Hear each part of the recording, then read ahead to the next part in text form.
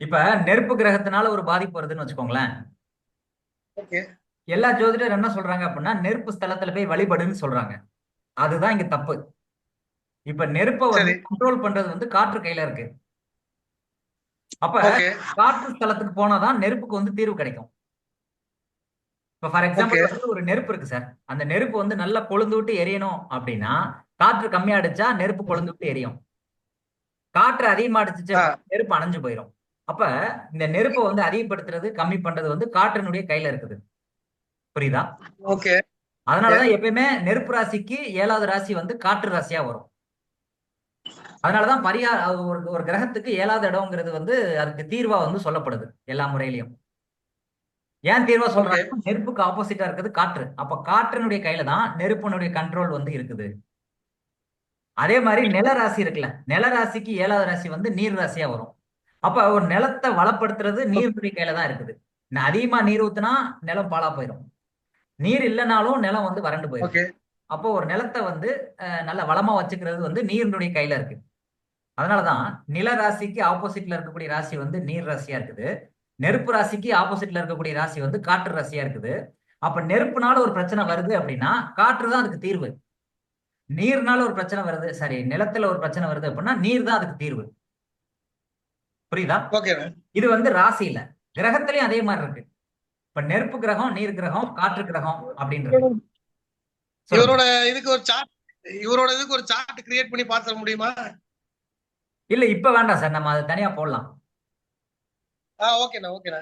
இல்ல இல்ல, என்ன பிரச்சனை இருக்குதோ அதுக்கு ஆப்போசிட்ல இருக்கக்கூடிய கிரகம் தான் அதுக்கு தீர்வு. இப்ப உதாரணத்துக்கு மேசராசியில சூரியன் இருக்குதுன்னு வச்சுக்கோங்களேன். அப்ப சரி. மேசராசிக்கு ஆப்போசிட் வந்து துலாம் ராசி தானே. அப்ப துலாம் ராசி வந்து காற்று ராசி.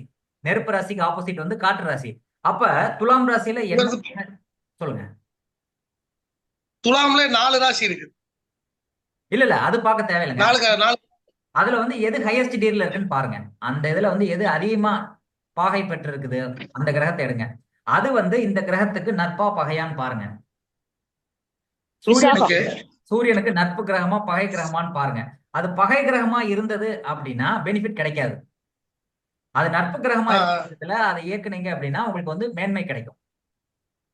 சரி, ஓகே. இப்ப இப்ப இது வந்து பகையா இருக்குது. நீ எப்படியா பரிகாரம் பாக்குறதுன்னு கேக்குறீங்க, கரெக்டா? அதானே? புரியலையா சொல்றது? ஆமா, புரியுது. ஆனா இப்ப நம்ம வாழ்வியல்ல எதை கரெக்ட் பண்ணா சரியாகும் அப்படின்னு.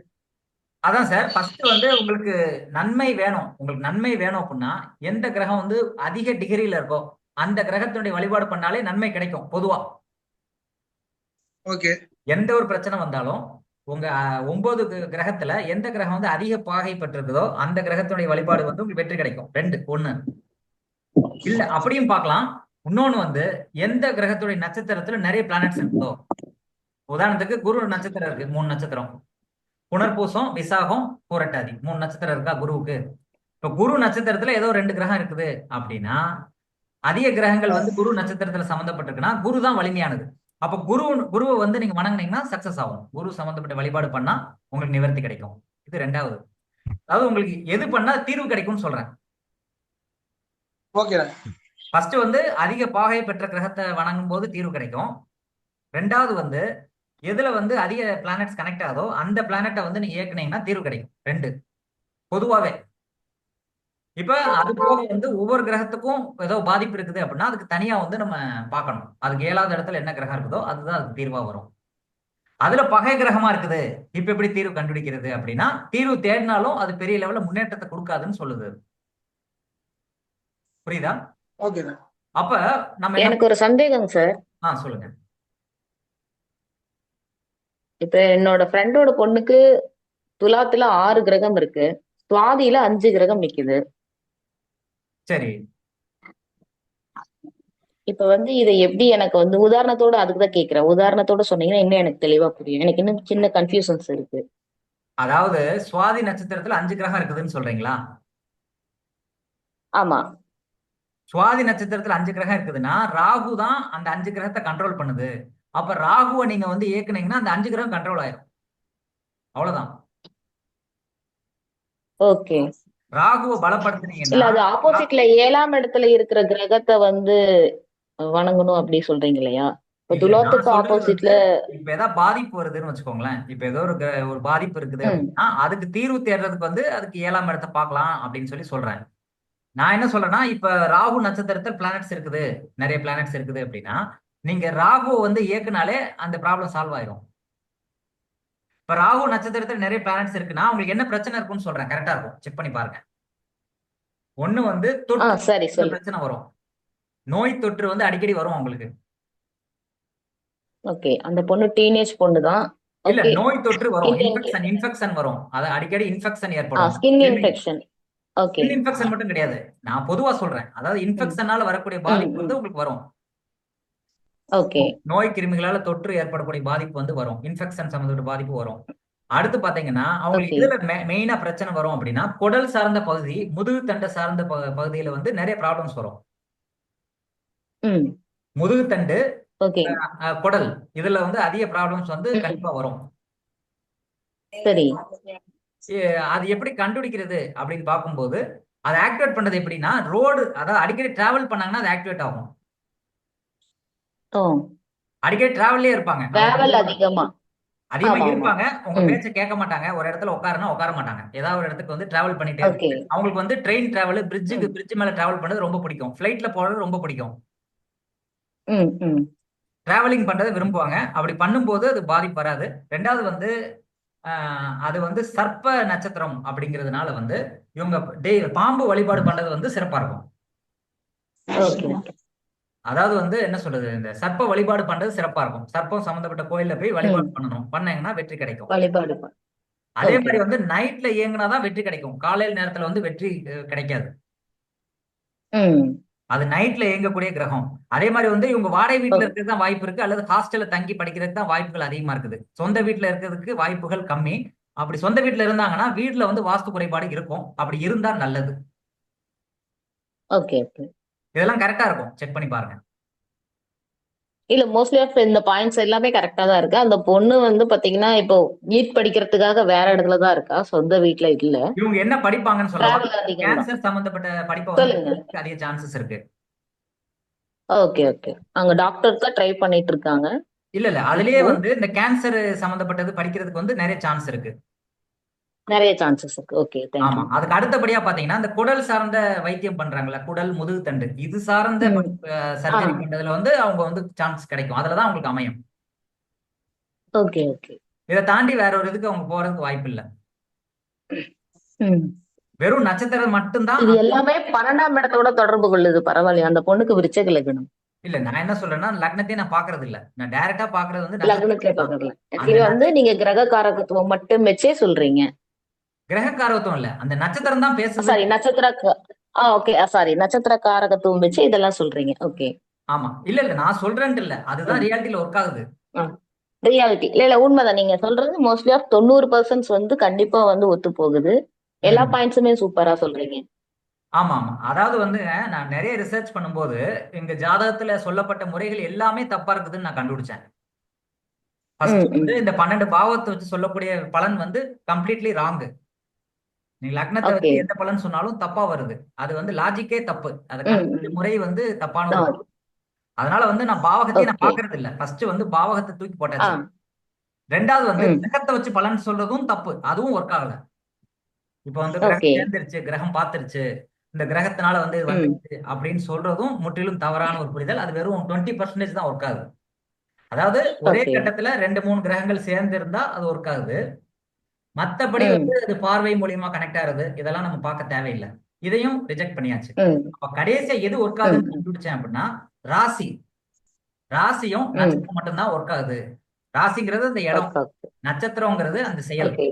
அப்ப ஒரு செயல். செயலும் ஒரு ராசி மட்டும்தான் ஒரு விஷயத்தை வந்து இயக்குது அப்படிங்கிறது தான் புரிஞ்சது. புரியுதா மேடம்? புரியுதுங்க சார். ரொம்ப தெளிவாவே புரியுது. அப்ப நட்சத்திரத்தை பாயிண்ட்ஸும் நீங்க தெளிவா சரியாவே படிச்சா, வருது. நட்சத்திரத்தை நீங்க தெளிவா படிச்சிட்டீங்கன்னு வச்சுக்கோங்களேன், 27 நட்சத்திரத்தை வந்து நீங்க தெளிவா படிச்சிட்டீங்கன்னா நீங்க எதையுமே பார்க்க தேவையில்லை. அதுதான் உங்க வாழ்க்கையை தீர்மானிக்குது. எந்த நட்சத்திரத்துல நிறைய கிரகங்கள் இருக்கோ அதுதான் உங்க வாழ்க்கையை தீர்மானிக்குது. அடுத்து பாத்தீங்கன்னா சந்திரன் என்ற நட்சத்திரம் இருக்கு பாத்தீங்களா, உடனே கேட்டு வந்த உடனே போன எடுத்த உடனே எப்போ வரீங்க? சந்திரன் என்ற நட்சத்திரத்தை ராசி நட்சத்திரமா அப்படி எல்லாருமே சொல்றாங்க. சொல்றாங்கல்ல, அது வந்து எல்லாருக்கும் மோஸ்ட்லி ரியாலிட்டியில தப்பா அதுதான் வருது. தெரியும். ரியாலிட்டியில தப்பா வருது. ம் தப்பா சந்திரன் என்ற வருது. நட்சத்திரம் வந்து உங்க கேரக்டர் சொல்லுதா அப்படின்னா சொல்லல. எது உங்க ம் கேரக்டர் சொல்லுது அப்படின்னா சுக்கிரன் என்ற நட்சத்திரம் தான் உங்க கேரக்டர் சொல்லுது. Okay okay. அதே மாதிரி ஆண்களுக்கு வந்து குரு என்ற நட்சத்திரம் தான் உங்க கேரக்டர் சொல்லுது. சந்திரன் என்ற நட்சத்திரம் வந்து ஒத்து வரல. இதை வச்சு தாராபலன் பார்த்து நிறைய பலன் சொல்றது வந்து நடைமுறையில ஒத்து வரல. இப்போ உங்களுக்கு செக் பண்ணி பாருங்க. சந்திரன் எந்த நட்சத்திரத்தில் இருக்கோ அது உங்க தாயினுடைய கேரக்டரா இருக்கும். ம் சுக்கிரன் எந்த நட்சத்திரத்தில் இருக்கோ அதுதான் உங்க கேரக்டரா இருக்கும். இப்ப சுக்கிரன் எந்த நட்சத்திரத்தில் இருக்கு உங்களுக்கு? எனக்கு பூரத்துல இருக்காரு சுக்கிரன். ஆமா, அப்ப உங்க பேச்சை தான் நீங்க கேட்பீங்க, யார் பேச்சு நீங்க கேட்க மாட்டீங்க. உண்மைதான். அதுதான் சொல்லுது. இப்ப சந்திரன் என்ற நட்சத்திரம் வந்து உங்களுக்கு ஒத்து வராது. போட்டு பாருங்க, சந்திரன் எந்த நட்சத்திரத்தில் இருக்கு? ம். பூசம். பூச நட்சத்திரம். அது பூச நட்சத்திரம் கேரக்டர் உங்களுக்கு இருக்கான்னு பாருங்க, இருக்காது. ம் ஒத்து வருதான்னு பாருங்க. இல்ல ஒத்து வரல. ஒத்து வரல. ஆனா உங்க ஃப்ரெண்ட் அம்மாவுக்கு ஒத்து வரும். சொல்லியிருக்காரு. ஏன்னா அந்த சந்திரன்ங்கிறது உங்க அம்மாவை குறிக்கக்கூடிய கேரக்டர். அதை வந்து இழுத்துட்டு வந்து ஜாதகர் அப்படின்னு சொல்லி நமக்கு போட்டது வந்து பெரிய தப்பான ஒரு முறை.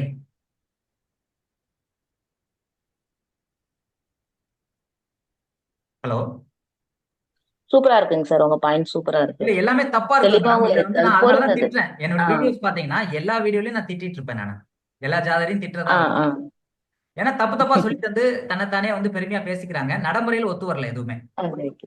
ம் அதை நீங்க டெஸ்ட் பண்ணி பார்த்தா தான் உங்களுக்கு தெரியும். இப்ப இந்த தாராபலன்லாம் கேள்விப்பட்டிருப்பீங்கல்ல, கண்டிப்பா. அந்த தாராபலன் போட்டு பாருங்க, ஒண்ணு கூட ஒர்க் ஆகாது. ஆ ஏன்னா நீங்க பிறந்த நட்சத்திரமே தப்பா சொல்றீங்க, அப்புறம் எப்படி தாராபலன் ஒர்க் ஆகும்? தாராபலன். ஓகே. நட்சத்திரமே தப்பு. அதாவது ஆளே தப்பா போய் ம் அப்ரோச் பண்றீங்க, செயல் எப்படி நடக்கும்? ம் இப்படி நிறைய ரிசர்ச் பண்ணலாம் நீங்க. அத நட்சத்திரத்தை தான் ம். நீங்க மெயினா பார்க்கணும். 27 நட்சத்திரத்தை, அதனாலதான் இதை யாரோ கண்டுபிடிச்சிருக்காங்க. கேபி அஸ்ட்ராலஜின்னு ஒண்ணு இருக்கா, அதுல வந்து நட்சத்திரம் ஒர்க் ஆகுதுங்கிறத கண்டுபிடிச்சிட்டாரு. அதனாலதான் நட்சத்திரத்தை மட்டும் வச்சுமே அங்க பலன் சொல்ற மாதிரி வரும். ஆனா அது ரொம்ப காம்ப்ளிகேட் பண்ற மாதிரி எனக்கு ஒரு ஃபீல் இருக்கு. சிம்பிளா சொல்றத காம்ப்ளிகேட் பண்ணி சொல்றாங்க அப்படிங்கிற மாதிரி எனக்கு ஒரு ஃபீல் இருக்கு கேபி அஸ்ட்ராலஜில. ஆனா அவங்க கண்டுபிடிச்சிட்டாங்க நட்சத்திரத்துல தான் பலன் இருக்கு அப்படிங்கறத. வேற ஏதாவது டவுட் இருக்கா மேடம்? இல்ல இல்ல, வேற எந்த டவுட்டும் இல்லைங்க சார். சூப்பரா இருந்துச்சு, கிளாஸ் சூப்பரா இருக்கு. Okay okay madam. இப்ப இவங்க கேரக்டர் எப்படி இருக்கும் அப்படின்னா, அந்த ராகுங்கிறது தான் வந்து இது இல்லாத ஒரு விஷயத்த வந்து இருக்குன்னு நம்ப வைக்கிறது. அப்ப இல்லாத ஒரு விஷயத்த வந்து அதிகமா யோசிச்சு இவங்க வந்து டேலண்டடா இருப்பாங்க, பயங்கர எக்ஸ்பர்ட்டா இருப்பாங்க.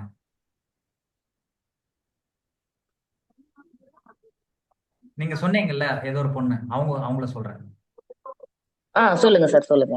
ஆ இல்ல இல்ல, அவங்க வந்து ரொம்ப எக்ஸ்பர்ட் ஆயிருவாங்கன்னு சொல்றேன். எந்த ஒரு விஷயத்தையும் வந்து அதிகமா சிந்திச்சு ஆ ரொம்ப டேலண்டடா வந்துருவாங்க. தெரிஞ்சுச்சு. எதுலயுமே வந்து ரொம்ப ஆ நம்பர் ஒன்னா வரணும்னு நினைப்பாங்க. அவங்களுக்கு வந்து ஆ புரியாதுன்னு சொன்னா கோவம் வந்துரும். Okay okay. அந்த மாதிரி இருப்பாங்கன்னு சொல்றேன். இப்ப நட்சத்திரம் சொன்னது புரியுதா மேடம்? ஏற்கனவே நட்சத்திரத்தை பத்தி பேசினது புரியுதா உங்களுக்கு? இல்ல புரியுது புரியுது, சூப்பரா இருக்கு. நான் தான் வந்து நடுவுல இன்டராகேட் பண்ணி அஸ்வினில இருந்து சுவாதிக்கு எடுத்துட்டு வந்துட்டேன். இல்ல இல்ல, சாரி. எல்லாத்தையும் தெரிஞ்சுக்கோங்கன்ற நான், ஒன்றும் பிரச்சனை இல்லை. அடுத்தடுத்து டெய்லி கிளாஸ் வாங்க, ம் நம்ம ஓகே, வரேன். டெய்லியுமே நட்சத்திரத்தை பத்தி டிஸ்கஸ் பண்ணலாம். ஓகேங்க சார். சரி, இப்ப அஸ்வினி நட்சத்திரம் புரியுதுல்ல? யாருக்கா டவுட் இருந்தா கேட்கலாம். அடுத்த நட்சத்திரம் போயிடலாமா? சரி, ஓகே. இப்ப மகம் நட்சத்திரத்தை பத்தி பார்ப்போம். இந்த மகம் நட்சத்திரம் சிம்பல் பாத்தீங்க அப்படின்னா பல்லக்கு. பல்லக்கு தான் மகம் நட்சத்திரத்தினுடைய சிம்பல். நோட் பண்ணிக்கோங்க. மக நட்சத்திரத்தினுடைய சிம்பல் வந்து பல்லக்கு. அடுத்து மக நட்சத்திரத்தினுடைய அதிதேவதை வந்து சுக்கிரன். அடுத்து அது குறிக்கக்கூடிய இடம் பாத்தீங்கன்னா நெல் கதிர். நெல் கதிர்கள் தான் அது குறிக்கக்கூடிய இடம். இப்ப இன்னைக்கு பிரசனம் கேட்கிறாங்க. இப்ப இன்னைக்கு வந்து பிரசனம் பார்த்துட்டு இருக்கோம். இன்னைக்கு வந்து மக நட்சத்திரம்னு வச்சுக்கோங்களேன். இன்னைக்கு காலண்டர்ல மக நட்சத்திரம். இன்னைக்கு யாராவது ஒருத்தவங்க வந்து கொஸ்டின் கேட்கறாங்க, ஒரு பொருள் தொலைஞ்சிருச்சுன்னு கேட்கறாங்க அப்படின்னா அந்த பொருள் எங்க இருக்குன்னு கண்டுபிடிக்கிறதுக்கு வந்து இந்த நட்சத்திரம் குறிக்கக்கூடிய இடங்கள் வந்து யூஸ் ஆகும். ஒவ்வொரு நட்சத்திரமும் ஒரு இடத்தை குறிக்குது. இப்ப அஸ்வினி நட்சத்திரம்ங்கிறது ஊர் பகுதியை குறிக்குது. அப்ப ஒருத்தன் வந்து ஒரு பொருளை திருடிட்டான் அப்படின்னா ஊருக்குள்ளதான் இருக்கும், எங்கேயும் போகாதுன்னு சொல்லலாம் நீங்க. அஸ்வினி நட்சத்திரம் இன்னைக்கு இருக்குது. இன்னைக்கு யாரோ ஒருத்தவங்க வந்து பொருள் தொலைஞ்சிருச்சு, அது எப்ப கிடைக்கும்னு கேட்டாங்கன்னா எதையுமே பார்க்க தேவையில்லை, ஊருக்குள்ளதான் இருக்குது, கண்டிப்பா கிடைக்கும்னு சொல்லலாம். நீங்க எங்கேயும் போகாதுன்னு சொல்லலாம். இதை வந்து 3 விதமா பிரிக்கலாம். சரராசி, ஸ்திரராசி, உபயராசின்னு சொல்லி பிரிக்கிறோம். புரியுதா உங்களுக்கு? அப்ப சரராசியில வந்து ஒரு கிரகம் நிக்குது. இது டீப்பா போவேன்னா நட்சத்திரத்தை பத்தி பேசுவோம், அடுத்து நம்ம பார்ப்போம். இப்ப மக நட்சத்திரம் வந்து பல்லக்க குறிக்கிறது, வீடை குறிக்கிறது. வீடை குறிக்கிறதும் மக நட்சத்திரம் தான். அதிதேவதை சுக்கிரன். அது குறிக்கக்கூடிய இடம் பாத்தீங்கன்னா நெல் கதிர். இது வந்து ஜல நட்சத்திரம், ஜலத்தை குறிக்கக்கூடிய நட்சத்திரம், அதாவது நீர் குறிக்கக்கூடிய நட்சத்திரம். அடுத்து வந்து சர நட்சத்திரம், தாது நட்சத்திரம். இதை நோட் பண்ணிக்கோங்க. சர நட்சத்திரம் அப்படின்னா மூவ் ஆகக்கூடியது. தாது நட்சத்திரம் அப்படின்னா அது வந்து மெட்டல்ஸ் அண்ட் மினரல்ஸ்ன்னு சொல்லுவோம். தாதுக்கள் கேள்விப்பட்டிருப்பீங்கல்ல, அது மாதிரி. நோட் பண்ணிட்டீங்களா?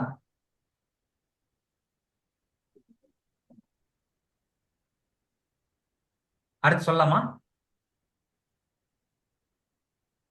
இப்ப இந்த மக நட்சத்திரம், இன்னைக்கு மக நட்சத்திரத்துல அன்னைக்கு வந்து என்ன பண்ணலாம் அப்படின்னு பார்க்கும்போது, ஒரு முத வந்து ஒரு வண்டி ஓட்டுறாங்க அப்படின்னா மக நட்சத்திரத்தன்னைக்கு வண்டி ஓட்டலாம்.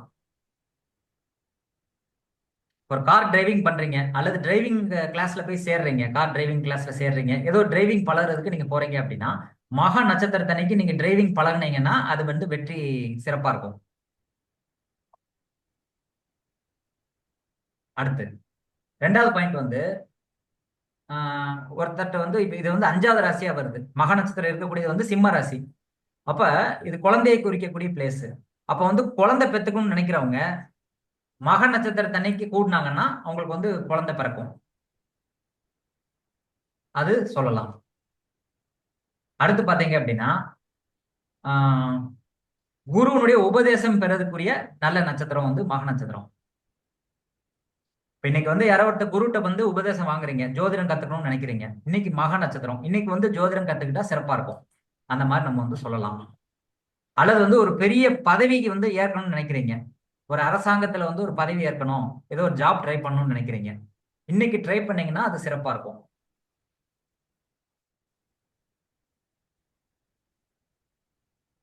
அடுத்து இது குறிக்கக்கூடிய இடம் பாத்தீங்க அப்படின்னா நெல் நெல் கதிரை வந்து குறிக்குது.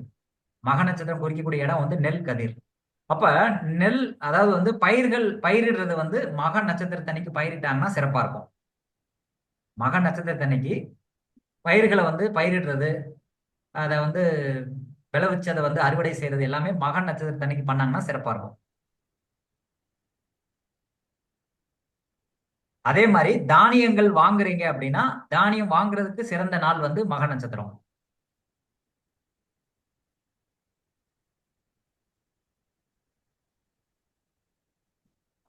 இந்த மக நட்சத்திரம் அப்படிங்கிறது கீழ் நோக்கு நட்சத்திரம். கீழ் நோக்கு நட்சத்திரம் அப்படின்னா ஏற்கனவே சொல்லியிருக்கேன், அதாவது வந்து பூமிக்கு அடியில் உள்ள விஷயங்களை வந்து எடுக்கிறது தான் கீழ் நோக்கு நட்சத்திரம்னு சொல்றோம் நம்ம. அப்ப பூமிக்கு அடியில் என்னெல்லாம் இருக்கு? கிழங்கு வகைகள் பூமிக்கு அடியில இருக்கு, வேறு பகுதி வந்து பூமிக்கு அடியில இருக்கு. அதனால மரம் நடுறதுக்கு நல்ல நாள். அடுத்து பாத்தீங்கன்னா கிணறு குளம் வெட்டுறதுக்கு நல்ல நாள், உழவு செய்யறதுக்கு நல்ல நாள். இது எல்லாமே வந்து மக நட்சத்திரத்தன்னைக்கு பண்ணா சிறப்பா இருக்கும்.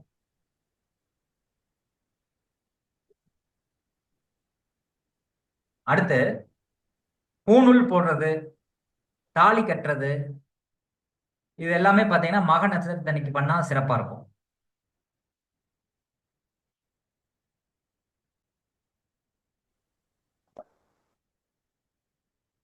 அடுத்து இது வந்து ஜல நட்சத்திரம் அப்படிங்கிறதுனால தீர்த்த யாத்திரை போறவங்க வந்து மக நட்சத்திரத்தன்னைக்கு தீர்த்த யாத்திரை போனா அவங்க காரியம் வந்து சிறக்கும். உதாரணத்துக்கு ராமேஸ்வரம் போறீங்க, அதான் நீர் சார்ந்த பகுதிகளுக்கு நீங்க யாத்திரை போறீங்க, காசி யாத்திரை போறோம், ராமேஸ்வரத்துக்கு போறோம் அப்படின்னா இந்த மக நட்சத்திரத்தன்னைக்கு போனா சிறப்பா இருக்கும்.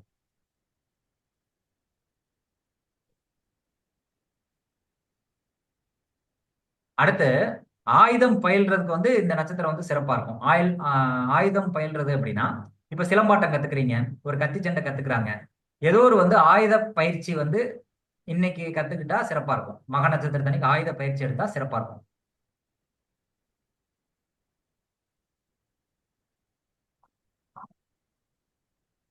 அடுத்து வாஸ்து பூஜை செய்யறதுக்கு வந்து மக நட்சத்திரம் சிறப்பா இருக்கும். வாஸ்து பூஜை இது எல்லாமே பாத்தீங்கன்னா மகம் நட்சத்திரத்தன்னைக்கு செய்யக்கூடிய விஷயங்கள். இதுல ஏதாவது டவுட் இருந்தா கேளுங்க.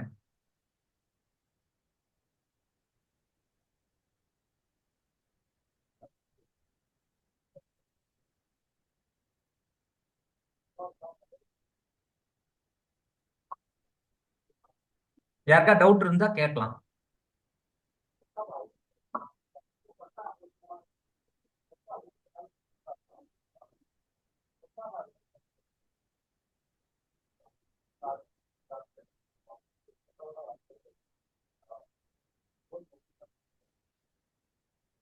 யாருக்கா டவுட் இருக்கா மக நட்சத்திரத்தை பத்தி?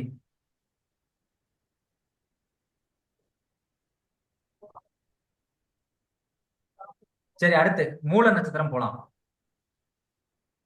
மூல நட்சத்திரத்தன்னைக்கு என்னென்னலாம் பண்ணலாம் அப்படின்னு பார்க்கும்போது, மூல நட்சத்திரம் அதனுடைய அதி தேவதை பாத்தீங்க அப்படின்னா அசுர தேவதை. மூல நட்சத்திரத்தினுடைய அதி தேவதை வந்து அசுர தேவதை. இது குறிக்கக்கூடிய விலங்குகள் பாத்தீங்க அப்படின்னா, சின்னம் பாத்தீங்கன்னா சிங்கத்தையும் யானை துதிக்கையையும் குறிக்குது. மூல நட்சத்திரம் சிங்கத்தையும் யானை துதிக்கையையும் குறிக்கக்கூடிய சிம்பல். அடுத்து குதிரை லாயம். குதிரை லாயம்னா குதிரை தங்கக்கூடிய பகுதி. குதிரைக்குன்னு ஒரு இடம் ரெடி பண்ணி வச்சிருப்பாங்கல்ல, அது குறிக்கிற இடம் தான் மூல மூல நட்சத்திரம் குறிக்கக்கூடிய இடம். குதிரை தங்கக்கூடிய பகுதி தான் மூல நட்சத்திரம் இருக்கக்கூடிய இடம். அடுத்து இது வந்து சர நட்சத்திரம், தாது நட்சத்திரம்.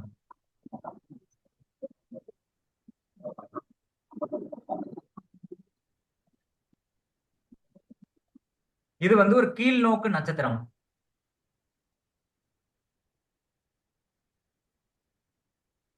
அடுத்து நெருப்பை குறிக்கக்கூடிய நட்சத்திரம். இதுதான் இது குறிக்கக்கூடிய விஷயங்கள்.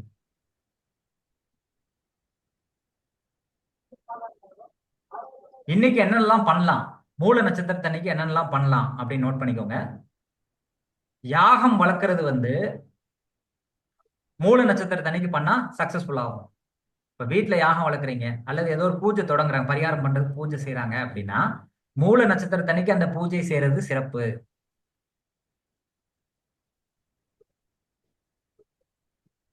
அடுத்து குருட்ட வந்து தீட்சை பெறது, மந்திர உபதேசம் பெறது வந்து மூல நட்சத்திரத்தன்னைக்கு பண்றது வந்து சிறப்பு.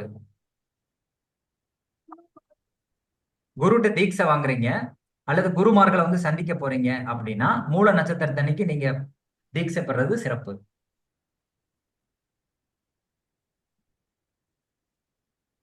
அடுத்து நீங்க ஆலய திருப்பணி பண்றது, தீர்த்த யாத்திரை போறது, இதெல்லாம் வந்து மூல நட்சத்திரத்தன்னைக்கு பண்ணா நல்லா இருக்கும். ஆலய திருப்பணி, அதுக்கப்புறம் தீர்த்த யாத்திரை போறதுக்கு வந்து மூல நட்சத்திரம் சிறப்பான நட்சத்திரம்.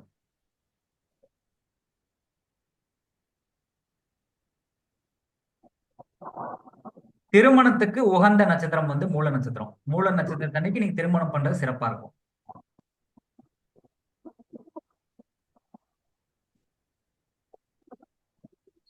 அடுத்து ஆடு மாடுகள் வாங்குறதுக்கு சிறந்த நட்சத்திரம் வந்து மூல நட்சத்திரம். இந்த 3 நட்சத்திரமே, கேதுனுடைய 3 நட்சத்திரங்களுமே ஆடு மாடு வாங்குறதுக்கு சிறப்பு. அடுத்து உங்களுக்கு ரொம்ப வருஷமா கடன் இருக்கு, கடன் தீர்க்க முடியல அப்படின்னு நினைக்கிறவங்க, கடன் தீர்க்கிறது வந்து மூல நட்சத்திரத்தினால இன்னைக்கு கடன் அடைச்சீங்கன்னா வெற்றி கிடைக்கும். தீராத கடன் தீர்க்கிறதுக்கு வந்து மூல நட்சத்திரத்தன்னைக்கு கடன் திருப்பி கட்டினீங்க அப்படின்னா வேம வந்து கடன் தீர்த்துடலாம்.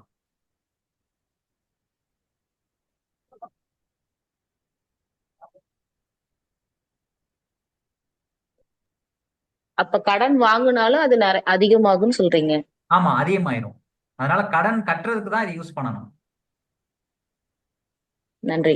அதாவது நான் என்ன சொல்றேன்னா, இந்த கேது அப்படிங்கிறது முடக்கத்தை ஏற்படுத்துறது. இப்ப கேது வந்து தனுசு ராசியில இருக்கா, மூலம் வந்து தனுசு ராசி. ஆமாங்க. அப்ப அதனுடைய ராசி அதிபதி குரு, நட்சத்திர ம். அதிபதி வந்து கேது. அப்ப குருவும் கேதுவும் சேர்ந்தா ம். கடன் ஏற்படும். குருங்கிறது வருமானம், நகை, குழந்தை. ம். கேதுங்கிறது கடன். அப்ப நீங்க வருமானத்தை, அதாவது ம். நகை கடன் வாங்குறதுக்கு வாய்ப்புகள் இருக்குது. மூல நட்சத்திரத்துல என்ன நகை கிரகம்? கடன் கூட இல்லைங்க சார். நகையே தங்குறது இல்ல. குரு கேது இணையுது. இல்ல இல்ல தங்குறதுன்ட்டு இல்ல, அது வாங்கக்கூடாது. ஃபர்ஸ்ட் வந்து நகை கடன் ம். வாங்கக்கூடாது. அதுக்கடுத்து பாத்தீங்கன்னா காசாவும் வாங்கக்கூடாது. காசு பற்றாக்குறையினால தானே ஒருத்தர் கடன் வாங்குறாங்க. குரு கேது அப்படின்னா ஆ. வருமான தடை ஏற்பட்டு நீங்க கடன் வாங்கக்கூடிய சூழல் வரும். அப்ப இந்த மூல ம். நட்சத்திரத்தை கடன் வாங்கக்கூடாது. கடன் வந்து அடைக்கணும். ம். கடன் வாங்கினா உங்களால அடைக்க முடியாது. இப்ப இந்த குரு கேது யாருக்கெல்லாம் ம். சேர்ந்துருக்குதோ நகை கடன் வாங்கிட்டாங்கன்னா திரும்ப அடைக்க முடியாது. படாத பாடு படணும். ம். உண்மைதான், உண்மை. அப்ப நீங்க வந்து மூல நட்சத்திரத்தன்னைக்கு அதை அடைச்சா நல்லது. இந்த ஓகே. குரு கேது சேர்க்கை ஏற்பட்டா என்ன நடக்கும்னு சொல்லவா? உங்களுக்கு விருப்பம் இருந்தா சொல்றேன். சொல்லுங்க ஐயா.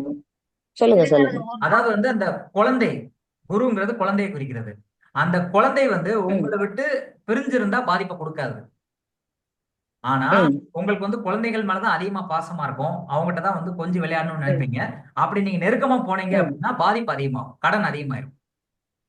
கடன். ஓ! கடன் அதிகமாகும். ம். கடன் அதிகமாகும். அந்த குழந்தைகளுக்கும் உங்களுக்கு பிடிக்காது. உங்களுக்கு மட்டும்தான் குழந்தைகளை பிடிக்கும். அவங்களுக்கு வந்து உங்களை ஆ. விரும்ப ஓகே. இது கண்டிப்பா நடந்தே தீரும். அடுத்து ஓகே. யார் நன்றி. குரு கேது யாருக்கு இருக்கோ, இது ஆண் ஜாதகமா இருக்கிற பட்சத்துல அவங்க வந்து ரொம்ப அநியாயத்துக்கு ம். நல்லவங்களா இருப்பாங்க. ஓகே. ஆண் ஜாதகத்துக்கு. பெண் ஜாதகத்துல வந்து ஏன்னா சுக்கிரன் கேது இருந்தா 83கள்ல அவங்க பிறந்த எல்லாருக்கும் குரு கேது இணைவு இருக்கும். எது மேடம்? 83ல ஆ ஆ ஆ பிறந்த எல்லாருக்கும் குரு குரு கேது இணைவு இருக்கும். அதனால கேட்கிறேன். ஆமா மேக்சிமம் அப்படிதான் இருப்பாங்க. ஆனா வந்து இதையே ம். தொழிலா பண்றவங்களுக்கு அது சிறப்பு தானே. அதாவது ஆ. வட்டியை வந்து விடுறவனுக்கு அது சிறப்பு. வட்டி வாங்குறவங்களுக்கு தானே பிரச்சனை. ம். ஆ. ஆ. அந்த வட்டி தொழிலா பண்றவங்களுக்கு சிறப்பா இருக்கும். சிறப்பா இருக்கும். ஓகே. அது தீர்வு என்ன? வட்டி வாங்காதீங்க, வட்டி கொடுங்க. ட்ரை பண்ணுங்க சார். கடன் கொடுங்கன்ற கொடுத்தா அது பாதிக்காது. ஆ. அந்த மாதிரி.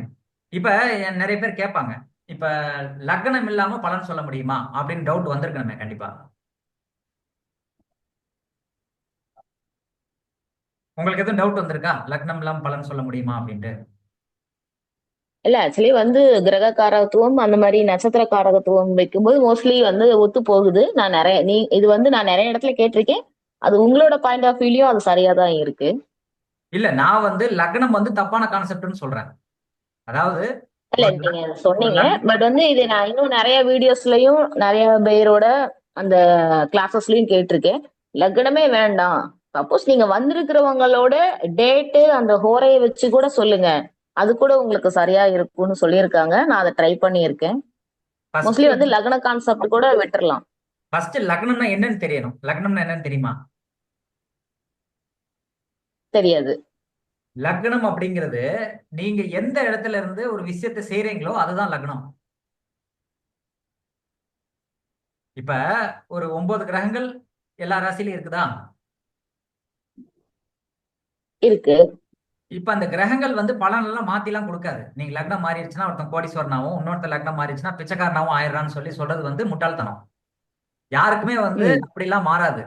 இப்ப சிலர்லாம் சொல்றாங்க ம். லக்னம் 1 மணி நேரம் முன்னாடி பிறந்தா அவன் கோடீஸ்வரன் ஆயிருவான்றாங்க. நீ எந்த லக்னத்துல பிறந்தாலும் ஓகே. பிச்சைக்காரன் தான். எந்த லக்னத்துல பிறந்தாலும் ஓகே. கோடீஸ்வரன் தான். ஓகே. பலன் வந்து இல்ல மாறப்போகுது. இல்ல. ம். இல்ல அப்படித்தான் சொல்றாங்க. லக்னம் மாறிடுச்சுன்னா எல்லாமே மாறிடுச்சு. அது. நான் என்ன சொல்றேன், பலன் மாறாது. ம். ஆனா இடம் மாறும். ம். இப்ப உதாரணத்துக்கு ஓகே. இப்ப குரு அப்படிங்கிற கிரகம் வலுவா இருந்தது அப்படின்னா அந்த வருஷத்துல பிறந்த ஆ. எல்லாருமே டீச்சிங் தான் பண்ணுவாங்க.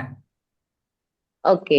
ஆனா டீச்சிங் பண்ணக்கூடிய டிபார்ட்மெண்ட் வேணா மாறலாம். இப்ப உதாரணத்துக்கு ஒருத்தர் வந்து ஸ்கூல்ல மாறலாம். டீச் பண்ணலாம், ஒருத்தர் வந்து கம்பெனில டீச்சிங் பண்ணலாம், ஒருத்தர் வந்து வேற கம்பெனி ம். இதுல வந்து கன்சல்டன்டா இருக்கலாம், அட்வைசரா ம். இருக்கலாம். அந்த மாதிரி வந்து ம்.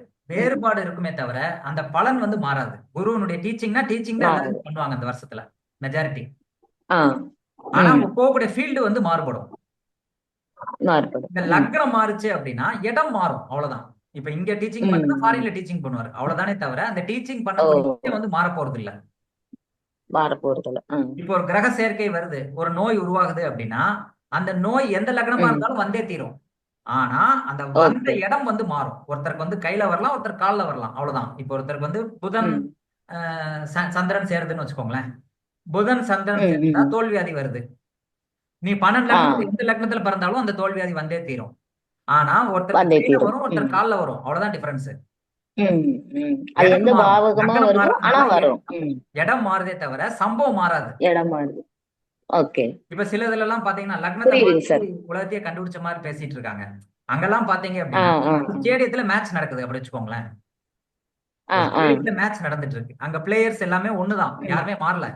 ம். நீங்க உட்காரக்கூடிய இடம் மாறல. வந்து மாத்தி மாத்தி உட்காடுறீங்க, முன்னாடி உட்காடுறீங்க, பின்னாடி உட்காடுறீங்க, ம், சைடுல உட்காடுறீங்க. உட்கார்ற இடத்த ம். மாத்திட்டு எல்லாமே மாறிடுச்சுன்னு சொல்லக்கூடாது, சம்பவம் மாறல. ஓகே. நீங்க இடத்துல சம்பவம் மாத்தி மாறல. உட்கார்ந்து நீங்க அதை பாக்குறீங்க, அவ்வளவுதான். ஆ. இப்ப ஒரு நோய் இப்ப வருது ஒரு அப்படின்னா இது லக்னத்தை சொன்னாங்க. மாத்திட்டா, அந்த லக்னத்தை மாத்திட்டா அந்த நோய் வந்து வேற உறுப்புக்கு வரும், அவ்வளவுதான். ஆ. ஆனா நோய் வரும், நோய் இப்ப வராது. சொன்னாங்க செவ்வாய் வந்து நீச்சமா இருந்தா அவங்களுக்கு ஏதாவது ஒரு நில சம்பந்தப்பட்ட பிரச்சனை இருக்கும். அந்த மாதிரி இருக்கிறவங்களுக்கு தான் செவ்வாய் நீச்சமா இருக்கும்போது குழந்தை பிறக்கும் சொன்னாங்க. செவ்வாய் வந்து நீசமாறுது, எப்படி நீசமாகும்னு நீங்க சொல்றீங்க? செவ்வாய் வந்து எங்க நீசமாகுது சொல்லுங்க. இப்ப கடகத்துல செவ்வாய் இருக்காரு இல்லைங்களா? ஆக்சுவலி 1.5 இயர்ஸ் வந்து கடகத்துல இருப்பாரு. அப்படி அப்ப வந்து கிடையாதுங்க. இந்த காலகட்டத்துல பிறக்குது அப்படின்னா நான் அதை கேக்குறேன். ஆக்சுவலி வந்து இப்ப நீங்க லக்னமே வேண்டாம். அவங்க அதான் சொன்னாங்க லக்னமும் லக்னமே வேண்டாம், இந்த வேண்டாம். நீசமும் வேண்டாம். இந்த ம். நீசமும் ஒரு தப்பான புரிதல். நீசம். ஓகே. ஒரு கிரகம் நீசமாயிடுச்சு அதை எப்படி அப்படின்னா, எடுத்துக்கிறது? இந்த உலகத்துல பிறந்த நிறைய பாப்புலாரிட்டியா ஃபிகர் இருப்பாங்கல்ல, யாருக்கெல்லாம் நிறைய பாப்புலரா இருக்காங்கன்னு பாருங்க. அவங்க ஜாதகத்தை எடுத்து பாத்தீங்கன்னா 3 கிரகங்கள் நீசமா இருக்கும். 3 கிரகங்கள் நீசமா உள்ளவன் எப்படி பெரிய ஆளா வர முடியும்? ஆ, ஆ. அப்ப நீசம் உச்சம் அப்படிங்கிற கான்செப்ட் வந்து ராங்கான கான்செப்ட் அப்படிங்கறத நடைமுறையில கண்டுபிடிச்ச விஷயம். ஓகே. இதை வந்து ம், ம். நியாயப்படுத்துவாங்க. ஒரு கிரகம் நீசமாயிருச்சு அப்படின்னா அது நல்ல பலன் கொடுத்துச்சுன்னா அதுக்கு ஒரு நியாயப்படுத்துறதுக்கு ஒரு 10 பாயிண்ட் வச்சிருக்காங்க.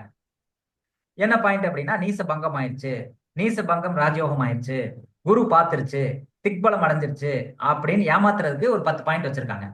ஆனா ரியாலிட்டியில வந்து இப்படி ஒத்து வரல. அப்ப நீசம் ஆயிடுச்சா அப்படிங்கறத எப்படி கண்டுபிடிக்கணும் அப்படின்னு பார்க்கும்போது அது எந்த நட்சத்திரத்துக்கு தானே பாக்குறீங்க. ஒரு கிரகம் வந்து இத்தனை டிகிரியில் நீசமாகுது அப்படின்னா நட்சத்திரத்தை தான் நீங்க பாக்குறீங்க. கண்டிப்பாங்க. ஏன் நட்சத்திரத்துல தான் பார்ப்போம். நட்சத்திரத்தை பார்க்கும்போது ஏன்னா இத்தனை டிகிரிக்குள்ளதான் நீச்சம், நீச்ச அஸ்தங்கம் எல்லாமே அந்த டிகிரி வைஸ் தானே பாக்குறோம். இருக்குது, ஆனா ரியாலிட்டியில ஒத்து வருதானா ஒத்து வரல. இப்ப நீங்க அந்த எந்த நட்சத்திரத்துல இருக்கோ அந்த கிரகம் நல்லா இருந்தா நீசம் கிடையாது. உதாரணத்துக்கு செவ்வாய் நீசம்னு சொல்றீங்க, செவ்வாய் வந்து ஆயில்ய நட்சத்திரத்துல நீசம்னு சொல்றாங்க. இப்ப அந்த புதன் வந்து உச்சம் அடைஞ்சிருச்சு அப்படின்னா நீசம் கிடையாது. புதன் வந்து நட்பு வீட்டுல இருக்குன்னா நீசம் கிடையாது. मैं अभी भी यंग हूँ, लेकिन जब मैच खेलते हुए पता चल रहा है शरीर में புரியுதா?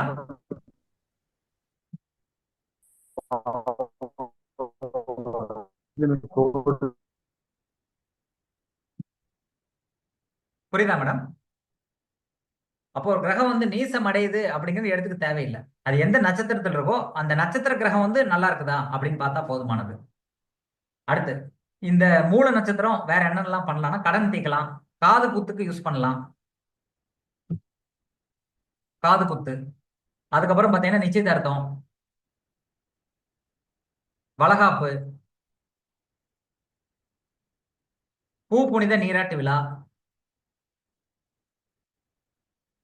அதே மாதிரி பேர் வைக்கிறோம், புதுசா வந்து ஒரு குழந்தைக்கு பேர் வைக்கிறோம் அப்படின்னா மூல நட்சத்திரத்தன்னைக்கு பேர் வச்சா சிறப்பா இருக்கும்.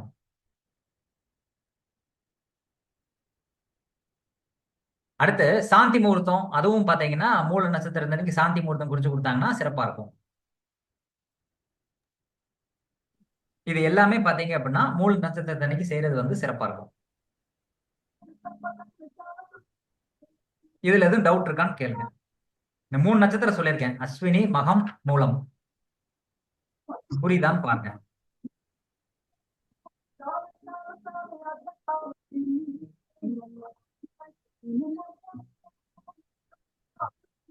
யாருக்கா டவுட் இருந்துச்சுன்னா கேட்கலாம்.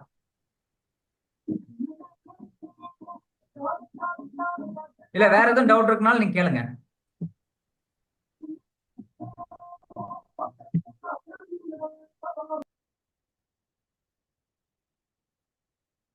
யாருக்கா டவுட் இருக்கா?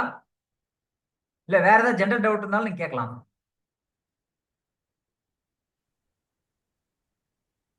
Good morning sir. சொல்லுங்க மேடம், சொல்லுங்க. வீடியோல வந்தா நல்லா இருக்குமே. வர முடியாதுங்க சார், கோச்சுக்காதீங்க. சரி சொல்லுங்க. தங்கம் வாங்குறதா இருந்தா எந்த நாள்ல வாங்கலாம்? இப்பதான் சொல்லி முடிச்சேன், நீங்க திரும்ப கேக்குறீங்க. நான் அஸ்வினி கொஞ்சம் லேட்டா நட்சத்திரம் வந்துட்டேன் சார் ப்ளீஸ். அஸ்வினி நட்சத்திரத்தன்னைக்கு தங்கம் வாங்கலாம். அதே மாதிரி வந்து இல்ல இப்போ ம், ம், சொல்லுங்க. நான் வந்து மக நட்சத்திரம் தான் லைவுக்கு வந்தேன். அதுக்கு முன்னாடி அஸ்வினி நட்சத்திரம் ஃபுல்லா வரல. அது கொஞ்சம் ஆமா, டைம் ஆயிடுச்சு. அஸ்வினி நட்சத்திரத்தன்னைக்கு வந்து நீங்க நகைகள் எல்லாமே வாங்கலாம். இன்னொரு கேள்வி, இப்போ காசு வந்து நம்ம அமௌண்ட் நம்ம கிட்ட இருக்கு, பட் அன்வான்டா வேஸ்ட் ஆகுதுன்னா அதை தவிர்க்கிறதுக்கு ஏதாவது ஐடியா சொல்லுங்க. புரியல, அன்வான்டா? அதாவது வீண் செலவு ஆகுது, நம்மள மீறி செலவு எப்படி ஆகுதுன்னே தெரியலன்னு சொல்லுவாங்க, சரிங்களா? அதாவது ஃபர்ஸ்ட் வந்து எதனால செலவாகுதுன்னு பாருங்க. அதாவது வந்து வருமானத்துல வந்து செலவாகுதா, அல்லது வந்து வேற எந்த விஷயத்துக்காக செலவாகுதுன்னு பார்த்து அந்த பிளானட்டை வந்து டீஆக்டிவேட் பண்ணிருங்க. புரியுதா சொல்றது? இது நம்ம செப்பரேட்டா ஒண்ணு சொல்ல முடியாது இல்லையா? அதுக்கு நம்ம பார்த்தோம்னா மோஸ்ட்லி ஃபேமிலிக்கு தான் செலவு பண்றோம். பட் அது சம்டைம்ஸ் அது ஓவரா ஆயிடுது. அத போய் நம்ம இதுல இருந்து போய் எடுத்து வைக்க முடியல, அதுல இருந்து எடுத்து வைக்கணும் அப்படின்னு கால்குலேஷன் எல்லாம் பண்ண முடியல. ஓவராலா ஒரு சேவிங்ஸ்னு ஒண்ணு எடுத்து வைக்கலாம்னு நினைச்சா அது அந்த மாசம் பட்ஜெட்ல அது சேவ் பண்ண முடியாம வேஸ்ட் ஆகுது. அதாவதுங்க அது ரெண்டு திருப்பி விதம் எடுத்து இருக்கு. யூஸ் பண்ணி அது இப்ப சிலருக்குலாம் பாத்தீங்க அப்படின்னா செலவு பண்ண தவிர்க்க முடியாது அப்படின்னா வருமானத்தை அதிகப்படுத்தணும். செலவு பண்றதை கட்டுப்படுத்தக்கூடாது. வருமானத்தை அதிகப்படுத்துறதுக்கு நீங்க குருவையும் சுக்கிரனையும் ஆக்டிவேட் பண்ணுங்க, வருமானம் நிறைய வரும். குருவும் சுக்கிரனையும் ஆக்டிவேட் பண்ணணும். குருவையும் சுக்கிரனையும் ஆக்டிவேட் பண்ணுங்க, அல்லது ஏதாவது ஒண்ணை மட்டும் ஆக்டிவேட் பண்ணுங்க. இப்போ யாருக்காவது நம்ம காசு கொடுத்துருக்கோம், அந்த காசு வந்து அவங்க ரிட்டர்ன் தர மாட்டாங்க அப்படின்னா எந்த கிரகத்தை யூஸ் பண்ணணும்? அது எதனால பாதிப்பு இருக்குன்னு பார்க்கணும்ல. இப்போ உதாரணத்துக்கு நிலத்துல வந்து ஒரு பாதிப்பு இருக்குது, அதனால வந்து காசு கொடுக்க மாட்டேங்கிறாங்களா, இல்ல கடன் கொடுத்து காசு கொடுக்க மாட்டேங்கிறாங்களா? இல்ல ஹெல்ப்னு கேட்டாங்க, அமௌண்ட் கொடுத்தோம். அந்த ஆ. அமௌண்ட்டை நாங்க திருப்பி கேட்கும் போதெல்லாம் ஏதாவது ஒரு பிரச்சனை பண்றாங்க. அதாவது ஹஸ்பண்டோட அண்ணன் முறை. ஒரு வக்ர கிரகம் இருக்குன்னு வச்சுக்கோங்களேன், அல்லது ராகு கேது நட்சத்திரத்துல என்ன பிளானட் இருக்கோ அது சார்ந்த கடன் நீங்க கொடுத்தீங்கன்னா திருப்பி வாங்குறது கஷ்டம். இப்ப அதுக்கு ஏதாவது ரெமெடி? அப்ப அந்த ராகு கேதுவை டீஆக்டிவேட் பண்ணணும். ராகு கேது சார் நட்சத்திரத்துல இன்னொரு முறை சொல்லுங்க. அதாவது ஒரு கிரகம் இப்ப சொன்ன பாயிண்ட சொல்லுங்க. ஒரு கிரகம் வந்து ராகு கேது நட்சத்திரத்துல இருக்குன்னு வச்சுக்கோங்களேன், அல்லது ஒரு கிரகம் வக்கரமா இருக்குன்னு வச்சுக்கோங்களேன், அது சார்ந்த விஷயத்துல வந்து நீங்க கடன் கொடுக்க கூடாது, கொடுத்தா வாங்க முடியாது. இந்த செஷன் முடியுதுன்னு நினைக்கிறேன், திரும்ப நாளைக்கு வேணா கண்டினியூ பண்ணலாம் நம்ம. Okay sir, thank you. Okay, class ரொம்ப சூப்பரா இருந்தது. கண்டிப்பா மேடம், தேங்க்யூ தேங்க்யூ ஆமா, கிளாஸ் ரொம்ப தேங்க்யூ ஸோ மச். தேங்க்யூ.